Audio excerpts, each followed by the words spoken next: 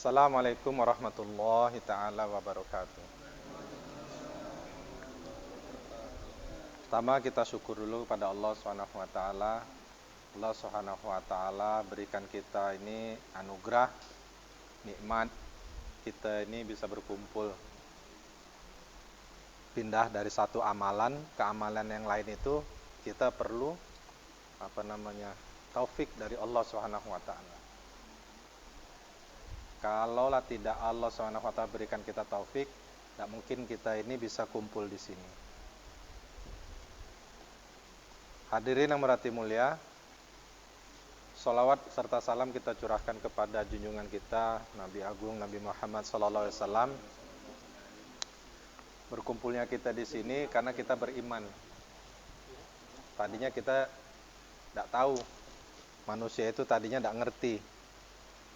Nah, sehingga asbab daripada korbannya Rasulullah SAW, alhamdulillah sekarang ini kita kenal siapa itu Allah, bagaimana kehebatan Allah, bagaimana agungnya Allah, bagaimana pertolongan Allah kepada orang-orang beriman, ya kan? Dari mana kita kenalnya? Dari guru kita. Nah, bersanad terus diceritakan sampailah pada tabi'in, sampai pada sahabat, sampailah kepada junjungan kita Rasulullah sallallahu alaihi wasallam. Ya. Maka dengan nikmat ini kita ucapkan, kita zikir, sholawat. Allahumma sholli ala Sayyidina Muhammad wa ala ali Sayyidina Muhammad. Oke, sebelum kita masuk,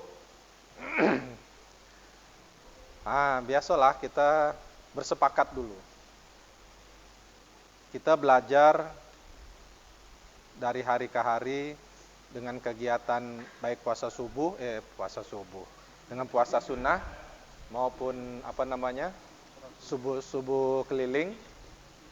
Habis itu kita berkhidmat masjid kalau di subuh, atau kalau di puasa sunnah kita ada muzakaroh, ya kan? Nah, ini diingatkan lagi bahwa kita duduk dalam majelis ini bagaimana supaya diri kita ini setiap hari itu ada perubahan akhlak. Setiap hari ini kita mendapatkan muzakaroh ilmu, kita mendapatkan perubahan, penambahan, peningkatan iman dan penambahan amal. Itu maksud kita belajar, ya. Jadi kalaulah seandainya nanti ditanyakan bagaimana adab makan, bagaimana adab tidur, adab masjid, nah, ini sudah kita tahu, kita hafal. Nanti akan ditanyakan juga bagaimana amalnya. Kenapa? Karena memang kita ini harus dikontrol. Kontrol itu juga salah satu perintah Allah. Allah Subhanahu wa taala berfirman, "Wal 'asr, innal insana lafi khusr, illal ladzina amanu wa 'amilus solihati wa tawassaw bil haqqi wa tawassaw bis sabr." Saling nasihat menasehati kita ini kepada yang hak. Lalu kita saling menasehati, ya, dari kesabaran dalam menyampaikan itu. Ya. Jadi bukannya kita kalau duduk muzakaroh ini, bukannya saya lebih pintar, lebih mulia, lebih tinggi ilmunya, itu bukan. Tapi duduk di sini sekedar menyampaikan. Nanti suatu saat yang duduk di sini nanti gantian. Gantian ini terus. Ya. Nanti kita musyawarah siapa yang duduk di sini. Supaya apa? Supaya kita belajar menyampaikan. Baik. Sebelum kita mulai, nah perlu diperhatikan juga, kita ulas dulu sebelumnya itu adab masjid. Sebelum kita masuk masjid, ingat kita niatnya dari rumah itu apa? Itu sholat berjamaah, ya. Kita berwudunya dari rumah. Kalau kita naik motor, kita wudu dari rumah. Langsung kita jalan. Maka dari situ, ya, sejauh perjalanan kita itu berapa langkahnya itu, satu langkahnya dihitung 1 derajat dinaikkan sama Allah Subhanahu wa taala, lalu diberikan dihapuskan 1 dosa dan diberikan 1 kebaikan. Innama a'malu binniyat, kemarin disampaikan begitu, ketika kita niat untuk silaturahmi, maka satu langkahnya itu diberikan 1000 kebaikan. Allahu Akbar. Dihapuskan 1000 keburukan dan diberikan 1000 kebaikan. Ya. 1000 derajat ditingkatkan oleh Allah Subhanahu wa taala. Kenapa? Karena niat kita untuk silaturahmi. Ketika kita sampai, ya, kita sampai di masjid, ya kan? Disunahkan atau lebih baik kita itu, kata orang tua kita itu memperbaiki wudhu kita. Memperbaiki wudhu. Lalu apa? Masuk adab-adab masjid, ya. Sebelum masuk kita niat itikaf. Nama itu itikafa fi hadza masjid lillahi ta'ala. Lalu kita masuk masjid, adab membuka sendal. Ya. Membuka sendal. Jadi keluarkan kaki kiri kita, injak sendal kiri. Lalu keluarkan kaki kanan, baru kita melangkah ke masjid sambil berdoa. Allahumma tafli afwahba rahmatik. Ya. Lalu apa? Kita buat, ini penting nih. Yang pertama, kalau kita masih ada waktunya, kita sholat syukrul wudu. Kehebatan sholat syukur wudu ini yang diamalkan oleh Sayyidina Bilal radhiyallahu an, Masya Allah. Sama-sama sudah kita dengar, ya, terompahnya aja, asbab dari itu terompahnya sudah masuk ke dalam surga. Jadi amalan sholat syukrul wudu ini amalan sunnah yang mau kita hidupkan kembali. Tadinya sudah jarang orang kalau masuk sholat itu sholat tahiyatul masjid. Nah, ini sekarang kita tambahkan lagi, kita hidupkan lagi satu sunnah. Ya, latihan kita. Masuk kita sholat syukur wudu, masih ada airnya kan, sholat syukur wudu. Lalu setelah itu kita sholat tahiyatul masjid. Jadi buka puasa berikutnya, nanti akan diminta atau akan ditanyakan amalannya. Ini bukan mau mengkoreksi, wah amal saya ya amal saya lah, kenapa mesti bukan gitu, bukan. Ini untuk menyemangati. Jadi ditanya, misalkan begini, apa namanya? Surya. Selama kita muzakarah, apa yang sudah diamalkan? Ada nggak peningkatan amal? Apa yang sudah dibuat?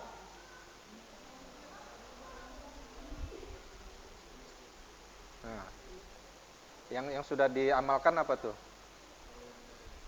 Sudah. Sholatnya, masuk masjid, tahiyatul masjid. Kalau misalkan lupa, maka disunahkan untuk zikir tasbihat. Subhanallah, alhamdulillah, wala ilaha illallah, Allahu akbar. Intinya tuan-tuan yang dimuliakan Allah, intinya itu hari-hari itulah yang dikatakan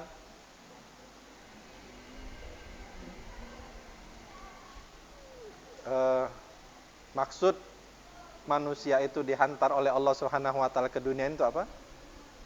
Beribadah. Apa ayatnya? Wa ma khalaqtul jinna wal insa illa liya'budun. Itulah. Jadi setiap gerak kita, setiap kemanapun kita, 1 kali 24 jam itu semuanya dihitung ibadah. Kemarin kita bahas juga, kita kerja. Untuk apa kita kerja? Untuk ibadah. Kita makan, kita bahas bab makan, untuk apa kita makan? Untuk menguatkan ibadah. Ya. Jadi kita hidupkan satu sunnah. Satu hari itu dalam itu ada penambahan satu sunnah minimal. Lalu kita istiqomahkan. Ya. Banyak orang punya karomah. Ya, orang-orang tua kita dulu punya karomah. Ambil ibaratnya mau nyebrang ke seberang, pakai daun pisang, taruh bismillah. Tuh daun pisang tuh sampai ke sana. Ya. Tapi apabila kita punya satu amalan istiqomah yang kita buat, maka itu seperti mendapatkan 1000 karomah. Satu amalan istiqomah yang kita buat, ya, itu seperti kita mendapatkan 1000 karomah. Subhanallah.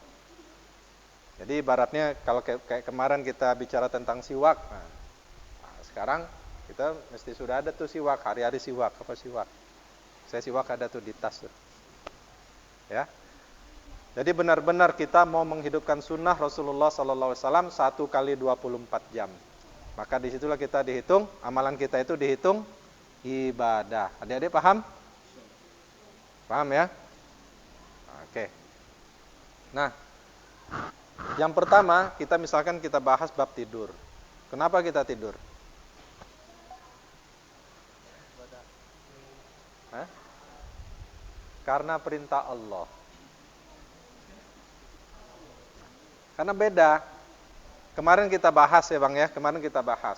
Segala sesuatu apabila di situ kita libatkan Allah, ya, contoh misalkan kemarin itu orang tua kita kasih kita itu bayan, penjelasan tentang kenapa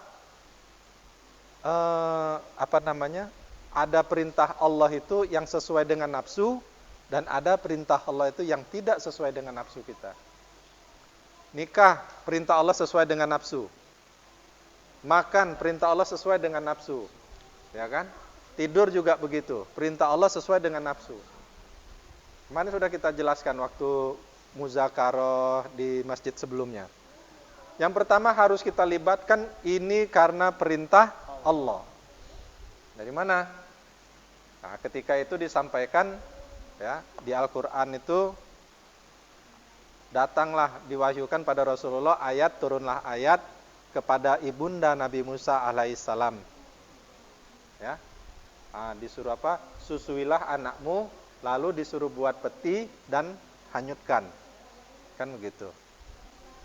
Nah, fitrahnya perempuan atau fitrahnya seorang ibu apabila sudah melahirkan pasti menyusui. Menyusui kan? Nah, lalu apa bedanya? Bedanya adalah apabila seorang ibu menyusui anaknya karena fitrahnya, bukan karena Allah Subhanahu wa taala, nanti hasil ASI-nya itu berbeda. ASI yang dikeluarkan oleh seorang ibu karena perintah Allah, ya, dengan ASI yang dikeluarkan oleh seorang ibu karena anaknya nangis atau karena ini mau menyusui misalnya, itu hasilnya beda. ASI seorang ibu yang dikeluarkan karena perintah Allah, yang dicontohkan oleh ibunda Nabi Musa alaihissalam, ya kan? Ketika itu apa perintahnya? Setelah susui anakmu, lalu dihanyutkan. Nah, maka kemarin itu disampaikan oleh orang tua kita, Gus Hamid, menjelaskan bahwa ketika sudah disusui Nabi Musa kecil alaihissalam, ya kan? Lalu dihanyutkan, dibikin peti tempat itu lalu dihanyutkan. Nah, dihanyutkan itu kemana? Ke Sungai Nil. Arahnya kemana? Arahnya ke arah kerajaannya Fir'aun, laknatullah alaihi. Ya kan? Nah, perjalanan itu berapa lama itu? Maka ada ulama mengatakan perjalanan semenjak ibunda Nabi Musa alaihissalam melepaskan Nabi Musa kecil di dalam apa itu namanya? Dalam peti kayu gitu, dalam ya. Itu ada yang mengatakan perjalanan itu 1 minggu. Lalu apa? Setelah itu sampailah kepada diambil oleh istrinya Fir'aun, Bunda Asia. Nah, setelah itu apa? Dimusyawarahkan ini sama Bunda Asia nih. Dia pingin mempunyai bayi. Nah, ini datanglah bayi ini dihantar oleh Allah, Nabi Musa alaihissalam. Lalu menangis. Ketika nangis itu, maka diadakan apa? Sayembara. Siapa nih? Karena mau disusui, Nabi Musa alaihissalam kecil ketika disusui itu, ya, itu kalau bahasa Jambinya tuh tidak cocok. Ya, dipanggil tuh, dikumpulkan tuh satu kerajaan wanita-wanita itu. Coba sini, coba sini, coba sini. Itu percobaan itu berapa hari itu? Ya, tertolak semuanya. Ya. Maka sampailah berita itu kepada ibunda Musa alaihissalam. Datanglah ke kerajaan Fir'aun, maka kembali lagi lah ke pelukan Nabi Musa alaihissalam itu, kembali lagi ke pelukan ibunya, diasihkan oleh ibunya. Artinya apa? Orang tua kita sampaikan bahwa ASI yang keluar karena perintah Allah itu khasiatnya luar biasa. Bisa bertahan Nabi Musa alaihissalam itu katakanlah dalam perjalanannya kembali kepada ibunya, itu kurang lebih berapa? Yang jelas 1 minggu sudah lewat, atau mungkin 2 minggu. Allahu Akbar. Artinya apa? Segala sesuatu ya, yang keluar karena perintah Allah Subhanahu wa taala, maka di situ ada khasiatnya. Ada ganjarannya dari Allah Subhanahu wa taala. Allahu Akbar. Khasiatnya ada. Nah, begitu pula apabila kayak seperti kemarin ketika kita makan. Kita makanin apa? Apakah karena kita lapar? Sementara kita puasa 1 hari penuh, oh lapar, terus kita makan. Maka ditanya, kenapa kita makan ini? Kenapa kita buka puasa? Karena perintah Allah. Apabila di situ dihadirkan Allah Subhanahu wa taala, maka makan yang kita makan tadi itu menjadi suatu keberkahan, dan makanan itulah yang mempermudahkan kita untuk melakukan ibadah. Allahu Akbar. Apabila kita sudah puasa nih, kita sudah puasa, belajar puasa, menahan nafsu. Lalu ada misalkan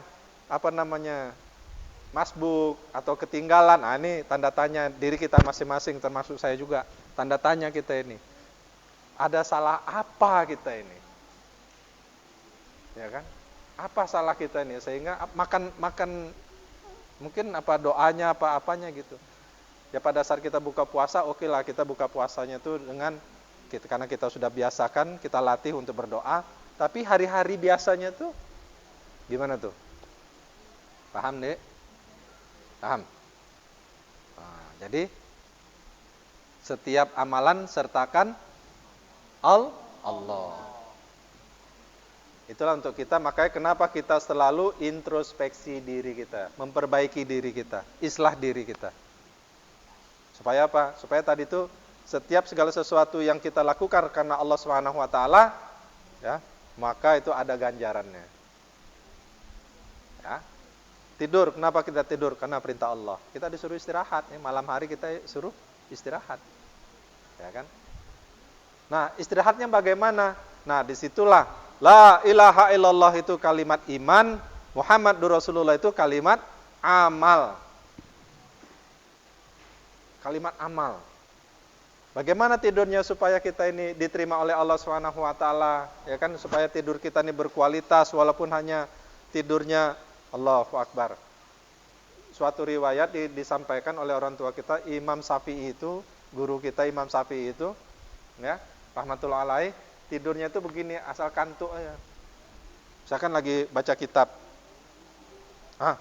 Nah, terus baca lagi.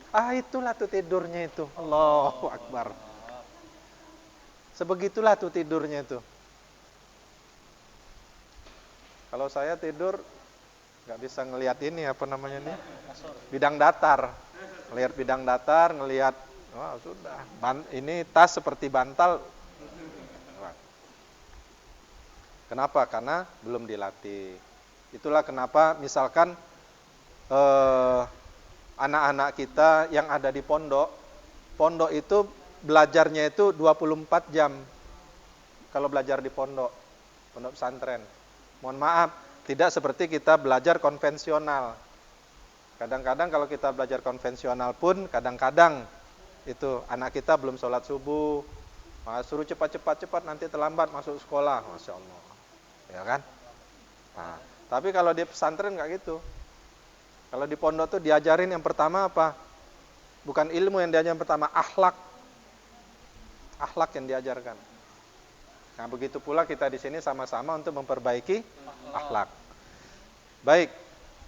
Tidur itu kita karena perintah Allah Subhanahu wa taala. Ya kan? Nah, yang perlu kita ketahui juga bagaimana kita tidur itu adalah mengikuti sunnah Rasulullah sallallahu alaihi wasallam.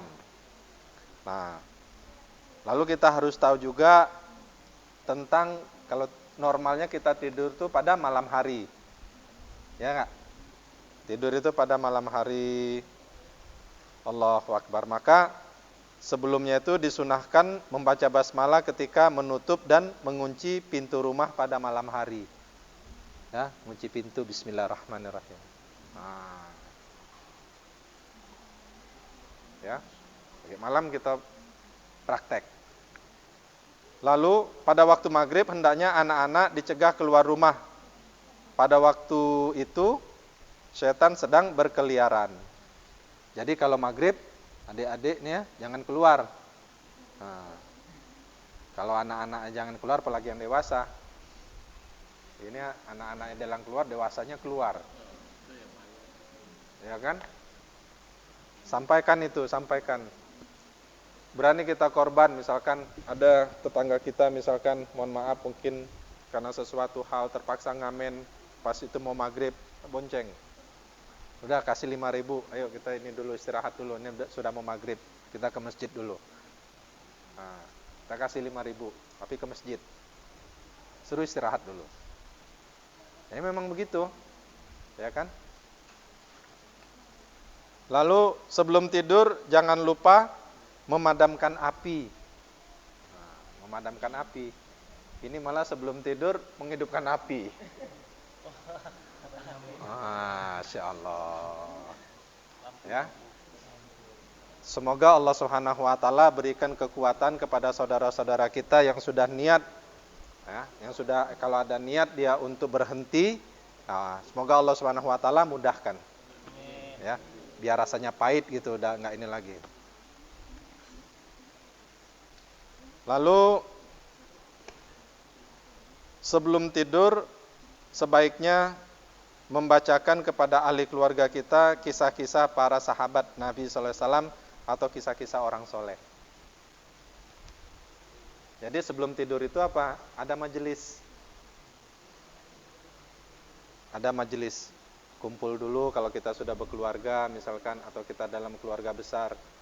Keluarga besar kita kan, kalau maksudnya gini, kalau kita sudah punya istri, nah sama istri itu cerita-cerita dulu, kumpulkan anak. Buat buat majelis. Nah, yang sekarang ini yang usaha kita yang sekarang ini yang harus kita ini kan, Allahu Akbar, termasuk saya juga.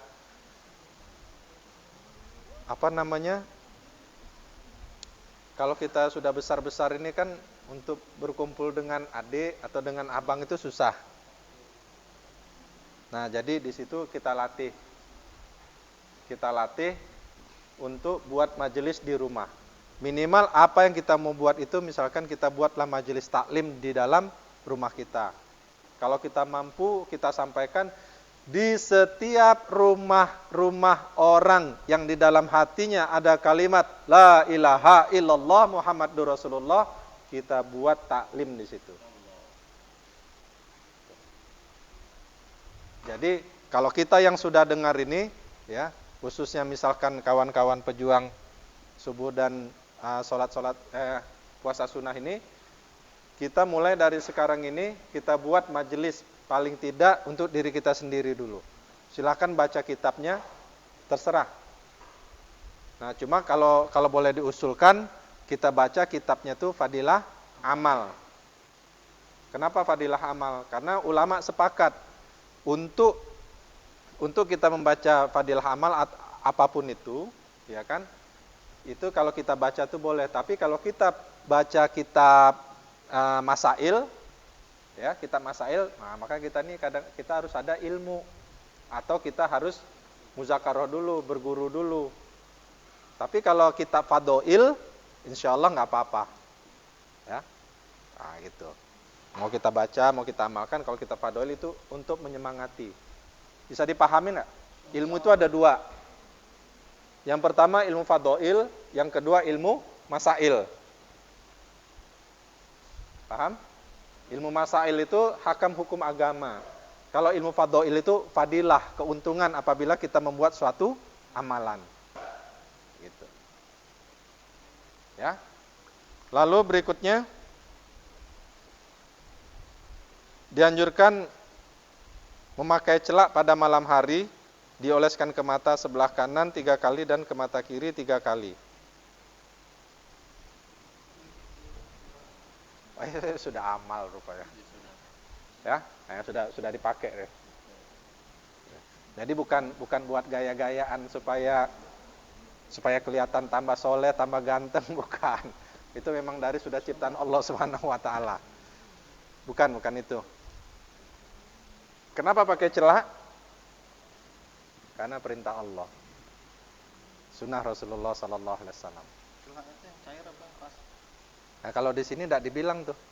Cuma disunahkan pakai celak. Sama seperti kita ini, kalau kita makan korma, ya, atau minum madu, makan aja korma. Cuma kata Rasulullah, korma yang terbaik, korma ajwa. Selain itu, baik semua. Jadi korma itu cuma ada dua. Satu korma ajwa. Yang satu yang bukan korma ajwa. Sudah.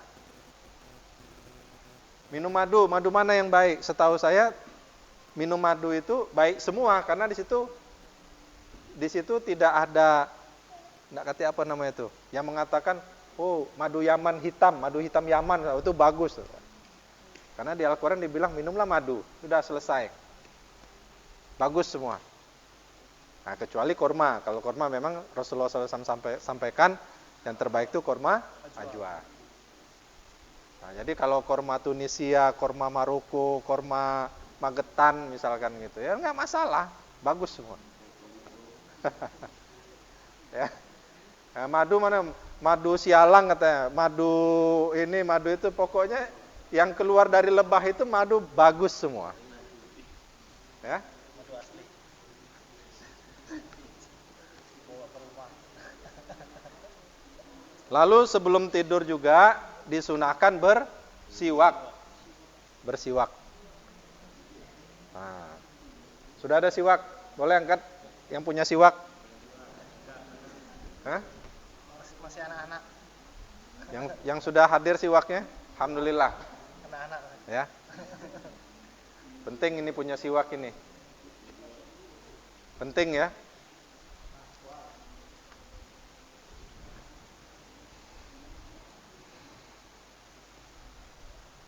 Ya, jadi adik-adik ini tahu siwak? Siwak tahu? Sudah ada yang punya belum? Sudah? Hah? Sudah punya siwak ya? Subhanallah.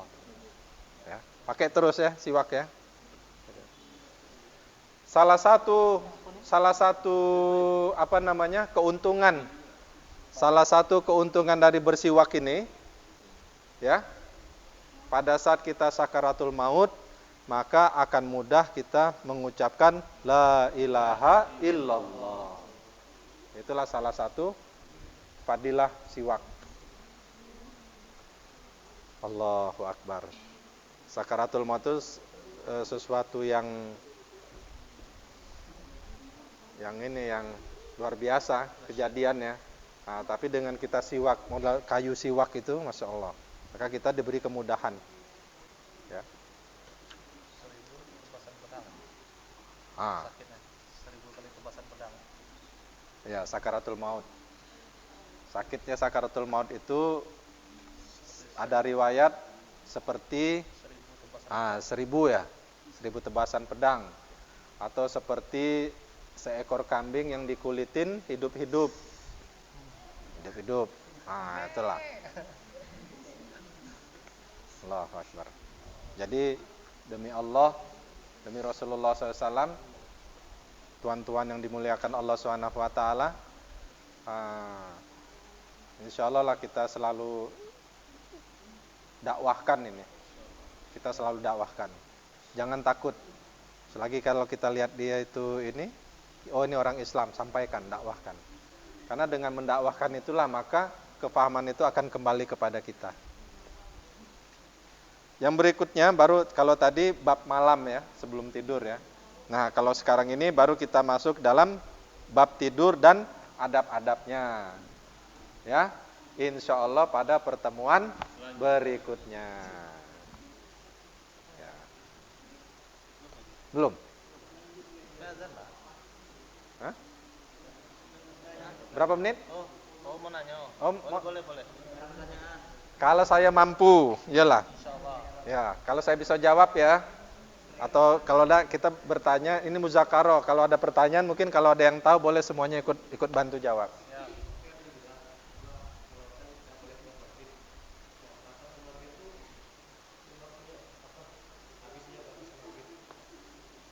batas maghrib.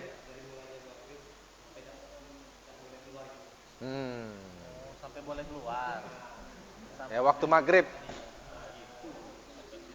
Nah, Ustaz. Ini masail ini. Ini masail. Maka kalau masail di luar. Ustaz lah, Ustaz. Boleh Ustaz sampaikan, Ustaz.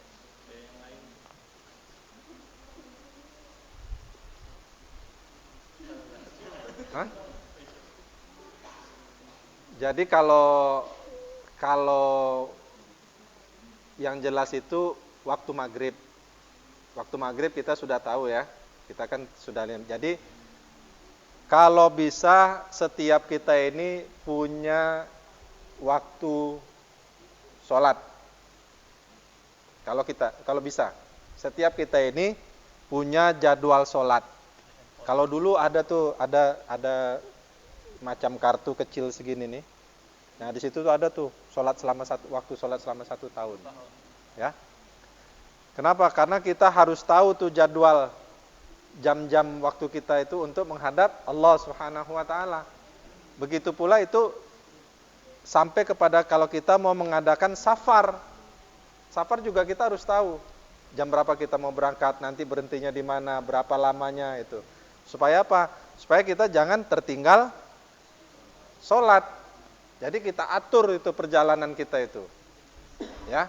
Nah, kalau waktu maghrib, kalau seperti tadi, kita tahu masuknya waktu maghrib itu berarti jam berapa maksud tadi maghrib? Jam 18:11, jam 6:11. Ya kan? Artinya kalau yang namanya persiapan berarti sebelum. Ya kan? Sebelum. Nah, kita lihat kondisi kita nih. Sudah mandi belum? Ya kan? Sudah beres-beres, sudah bersih-bersih, sudah tutup pintu apa itu segala macam belum?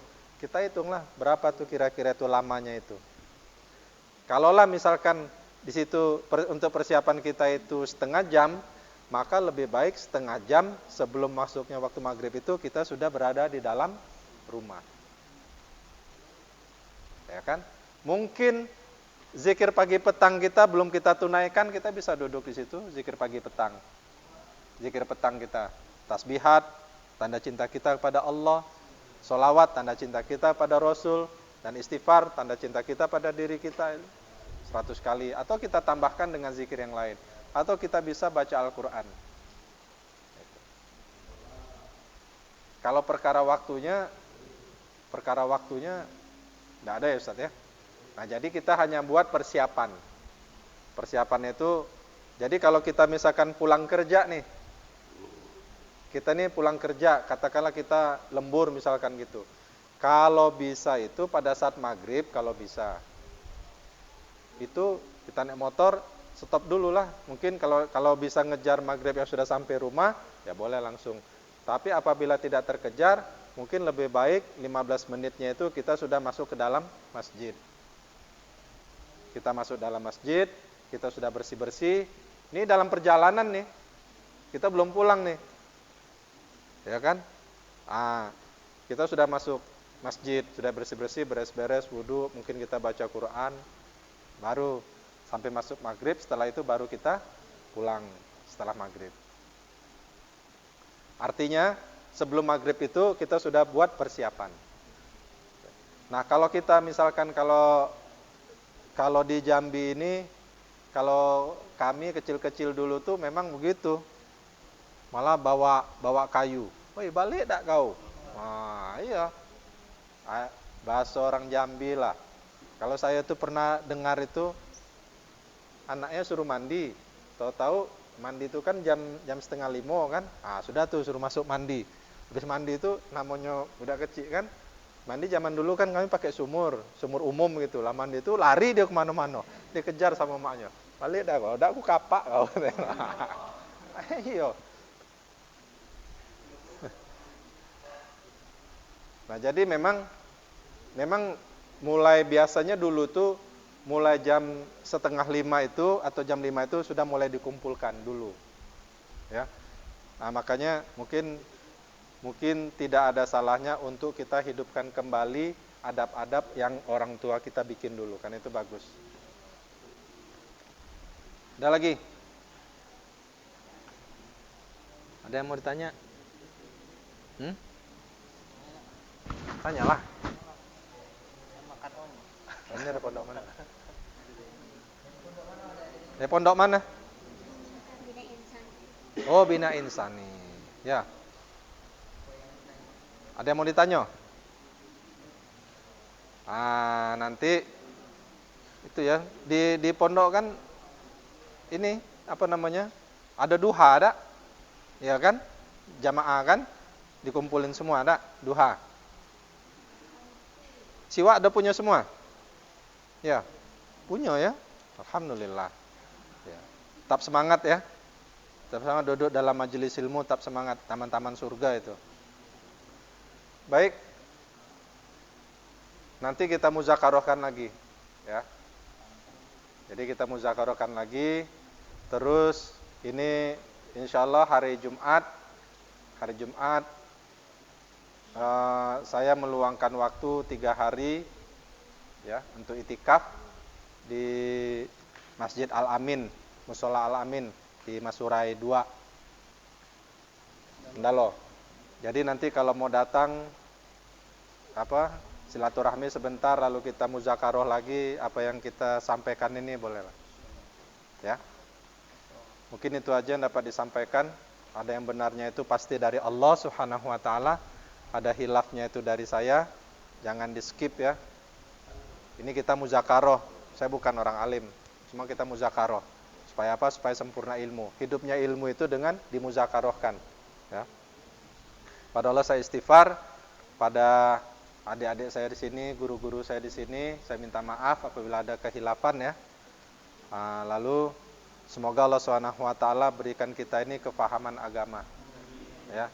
Dikuatkan keimanan kita, diberikan kekuatan kita untuk menghidupkan sunnah 1 kali 24 jam. Dan semoga Allah Subhanahu wa taala asbab daripada kita buat taklim ini Allah curahkan rahmat hidayah bercurah-curah di seluruh alam. Ya. Lalu apalagi Bang? Udah. Ya Allah, satukanlah ya Allah doa kami ya Allah dengan doanya Rasulullah sallallahu alaihi wasallam. Satukanlah doa kami ya Allah dengan doa guru-guru kami ya Allah, orang-orang tua kami ya Allah. Satukanlah ya Allah doa kami ya Allah dengan orang-orang yang sekarang ini sedang berjuang fi sabilillah di seluruh alam ya Allah. Ya Allah, satukanlah doa kami dengan doa Rasulullah sallallahu alaihi wasallam ya Allah. Apa yang Rasulullah minta, itulah yang kami minta. Apa yang Rasulullah sallallahu alaihi wasallam tolak, itu pula yang kami tolak ya Allah. Rabbana atina fid dunya hasanah wa fil akhirati hasanah wa qina adzabannar. Subhana rabbika rabbil izzati amma yasifun wa salamun alal mursalin walhamdulillahi rabbil alamin. Taqabbalallahu minna wa minkum. Subhanallah wa bihamdi, subhanakallahumma wa bihamdika, asyhadu an la ilaha illa anta astaghfiruka wa atubu ilaik.